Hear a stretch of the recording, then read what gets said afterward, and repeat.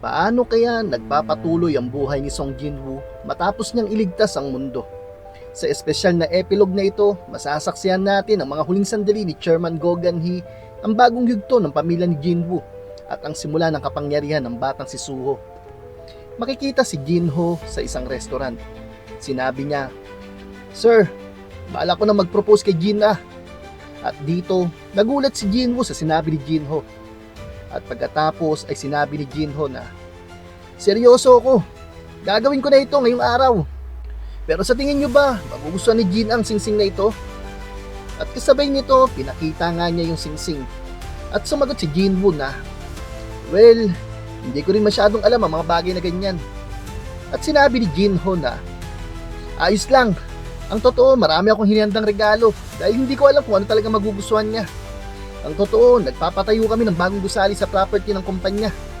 Kapag natapos si Gina ang kanyang residency, maaari siya magbukas ng sarili niyang clinic doon." At doon, nagulat naman si Jinwoo. Teka, sandali. Ang tinatayang halaga ng gusaling yun ay 30 billion won? At dito, nagulat si Jinho. Ha? Ano? Paano niyo nalaman yun? At biglang may naalala nga dito si Jinwoo. Noon, inalok siya ng Eugene Construction ng gusaling nagkakahalaga ng 30 billion won. Ito yung mga panahon na mga hunter pa sila, bago pa ibalik ni Jinwoo ang oras ng 10 taon na nakaraan. At napabulong na lamang dito si Jinwoo na, tadhana ba ito? Pagkatapos ay sinabi niya na, "Hindi mo kailangan pilitin ang sarili mo para makuha ang pagmamahal ni Jinho. Mabuti kang tao.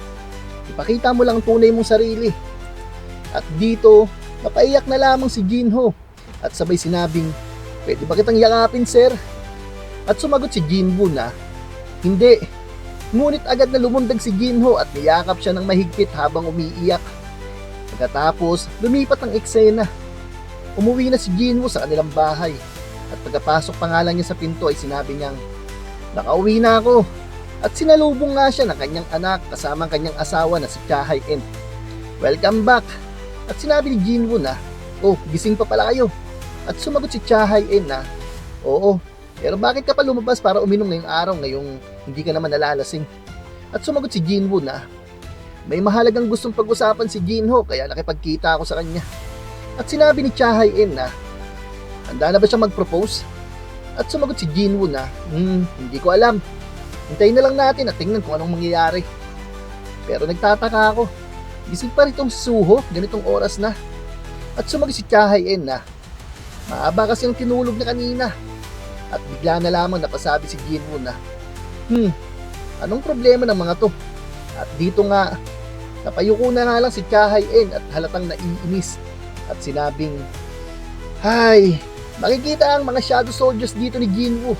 At sinabi ni Bellion na, "Bakit hindi natin maaaring turuan ang ating munting hari kung paano humawak ng espada? May katuturan ba yun sa'yo, Igris?" At sumagot si Igris na, "Sa mundong ito, ang mga may husay sa akademya ang siyang may hawak ng kapangyarihan, Bellion." At biglang sumagot si Jinwoo na, "Hoy, hindi naman ako tutol na matuto si Suho ng swordsmanship o mag-aral. Pero bakit hindi nyo muna hintayin matuto siyang maglakad?" At dito, napangisi na nga lang si Cha Hae-in at sabay sinabing, "At bakit hindi ka muna umuwi ng mas maaga hanggat hindi pa siya marunong maglakad Jinwoo?" At napasagot na nga lang si Jinwoo na, "Opo, ma'am." At lumipat ang eksena sa police station. Pumunta si Jinwoo sa opisina ng chief. "Pinapatawag niyo po ba ako, chief?" At sumagot ang chief na, "May kumakalat na balita na iniikutan mo pa rin ang mga kasong hawak ng ibang officers. Pakisiguro na lang na hindi aabot sa puntong magtatampo sa iyo ang mga kasamahan mo, Mr. Song Jinwoo." At sumagot si Jinwoo na, "Hindi na po ako hunter, chief. At kayo na ang boss ko ngayon. Kaya hindi niyo kailangan maging formal sa pagtawag sa akin." At sumagot si Chief Woo Jin-chul na, "Pero mas komportable pa rin akong tawagin ka ng ganyan. Siya nga pala, alam mo bang nawawala ang amay ng babaeng nagpakamatay ilang araw nang nakalipas?" At sumagot si Jinwoo na, Hindi ko alam." At sinabi ni Chief Woo Jin-chul na, "Nagkataon na lahat ng security camera sa paligid ng bahay niya ay nagkaaberya sa mismong oras na nawala siya." At sumagot si Jinwoo na, "Wow, napakagandang pagkakataon naman yan." At sumagot si Chief Woo Jin-chul na, "Ano man ang gawin mo, nagtitiwala ako sa iyo, Mr. Song Jinwoo. Pero hindi naman yan ang dahilan kung bakit kita pinatawag dito. At pagkatapos, iniabot niya kay Jinwoo ang isang maliit na note. At napasabi si Jinwoo na, ano ito? At sinabi ni Chief Woo Jin-chul na, naisip ko baka gusto mo malaman ang chairman ng Hunter Association. Ibig ko sabihin si Chairman Gogan-hee nasa critical na kondisyon na.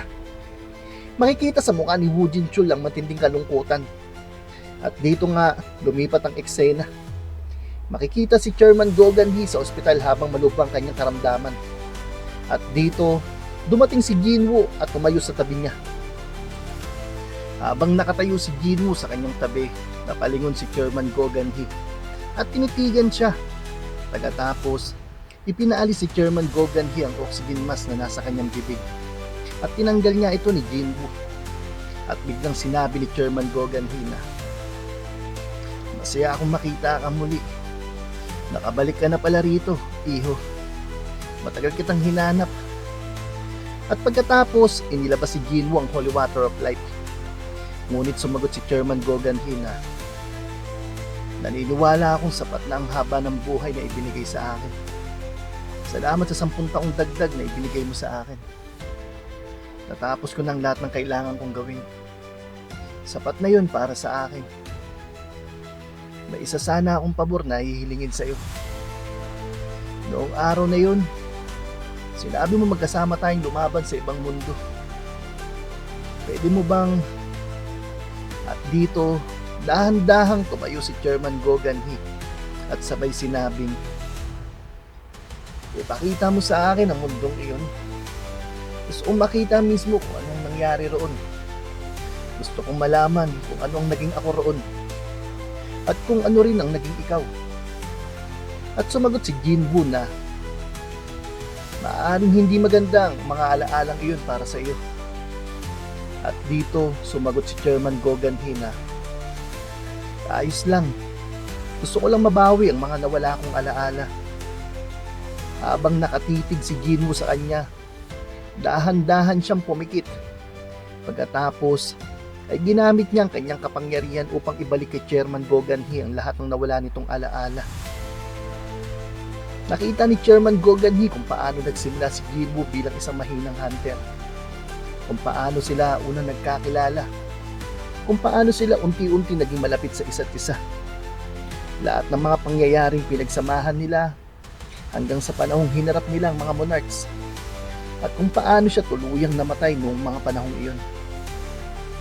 Habang nakikita ni Chairman Gogan-hee ang lahat ng alaalang iyon, kung paano siya namatay noon, at kung paano rin siya tinulungan ni Jinwoo, hindi niya napigilang mapaluha. Sinabi niyang, napakasaya na muli kitang nakasama ng ganito, Mr. Song Jinwoo. Isang napakalaking karangalan na makatrabaho ang mga batang bayani tulad mo. Kahit man lumamig ang aking katawan sa ilalim ng mainit na sikat ng araw, mananatili sa akin ang mga maluwalhating alaalang ito. At habang buhay nila akong bibigyan ng init. At pagkatapos nga nun, tuluyan nang namaalam si Chairman Gogan-hee. May mga luha pa rin sa kanyang mga mata. Marahang pinunasan ni Jinwoo ang kanyang mga luha at sinabing, magpahinga na kayo ng mapayapa, sir. Inialay niyo ang buong buhay ninyo sa paglilingkod sa napakaraming tao. Kaya, isa rin kayong bayani. Lumipat ang eksena. Habang naglalakad si Jinwoo, may tumawag sa kanyang cellphone. Agad niya itong sinagot. At bigla nga niyang narinig ang boses si Cha Hae-in. Jinwoo! Si Suho! At dito, napasabi si Jinwoo na, anong nangyari? Makikita si Cha Hae-in na nanlalaki ang mga mata at halos hindi makapaniwala sa kanyang mga nakikita. At sinabi niya na, lumilipad si Suho! Makikita na tuwang-tuwang pumapalakpak sina Bilyon at Igris habang pinapanood ang kapangyarihan ni Suho na napakabata pa nito sa edad. At dito nagulat nga din si Jinwoo at sinabing, ano?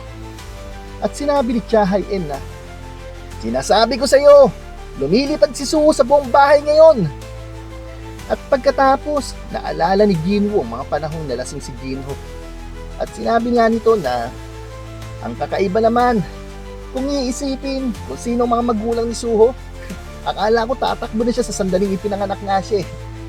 Habang iniisip yun ni Jinwoo, narinig niya ang boses si Cha-Hae-in sa cellphone. Anong gagawin ko? At sumagot si Jinwoo na, ayos lang, huwag kang mag-alala. At sumagot si Cha-Hae-in na, ano? At sinabi ni Jinwoo na, ako nang magtuturo kay Suho ng lahat, simula sa paglipad. At dito, nagulat si Cha-Hae-in. At sinabi nga niya na, marunong ka ring lumipad? At sumagot si Jinwoo na, hindi ko ba nabanggit sa'yo? Kapag dumarating ang taglagas, kasunod nito ang taglamig. At pagkatapos ng taglamig, muling dumarating ang tagsibol. Ang lahat ng bagay ay may simula at may wakas. At pagkatapos ng bawat wakas, may panibagong simula. Habang naglalakad si Jinwoo, narinig niya muli ang boses ni Cha-Hae-in sa cellphone. Suho, ibaba mo yan! At dito, napangiti si Jinwoo at sinabing, Cha-Hae-in, asawa ko, maaga akong uuwi ngayon. Pagkatapos ay nagpatuloy si Jinwoo sa kanyang paglalakad. Ngunit mukhang malayo pa ang taglamig sa aming tahanan. At dito nagtatapos ang isa sa pinaka-emosyonal na epilogue ng Solo Leveling. Kahit natapos ng laban ng Shadow Monarch, nagpapatuloy pa rin ang kanyang kwento kasama ang kanyang pamilya at ang susunod na henerasyon. Abangan ang susunod na episode sa Solo Leveling Season 3 Manhwa Review. Dito lang sa Anime Kwento Hub, kung saan ang paborito mong anime ay kinukwento ng malinaw sa Tagalog.